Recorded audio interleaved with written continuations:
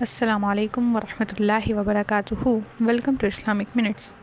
اگر ہم قرآن کو تجوید کے بغیر پڑھیں تو کیا قرآن ہم پر لعنت بھیجتا ہے؟ یہ بات سوشل میڈیا پر بہت سے لوگ کہتے ہیں اور لاکھوں لوگ اس کی وجہ سے خوف میں اور کنفیوژن میں مبتلا ہوتے ہیں۔ آج کا سوال یہ ہے کہ کیا یہ بات قرآن و حدیث سے ثابت ہے یا یہ صرف ایک غلط فہمی ہے؟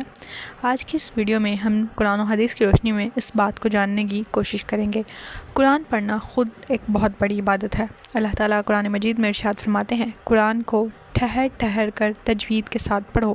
قرآن کو خوبصورت اور صحیح طریقے سے پڑھنا مطلوب ہے۔ اگر کوئی شخص سیکھنے کی کوشش کے باوجود غلط پڑھ رہا ہے تو کیا وہ گناہ گار ہوگا؟ حدیث میں ہے، نبی کریم صلی اللہ علیہ وسلم نے فرمایا، جو شخص قرآن کو مہارت کے ساتھ پڑھتا ہے وہ معزز فرشتوں کے ساتھ ہوگا، اور جو شخص قرآن پڑھتا ہے اور اس میں دقت محسوس کرتا ہے اسے دوہرا اجر ملے گا۔ غلطی کے باوجود پڑھنے والے کو سزا نہیں بلکہ زیادہ اجر ملتا ہے۔ کیا قرآن واقعی لعنت کرتا ہے؟ قرآن میں آتا ہے، سن لو اللہ کی لعنت ظالموں پر ہے، یعنی لعنت کن پر ہے؟ ظالموں پر، نہ کہ قرآن غلط پڑھنے والوں پر۔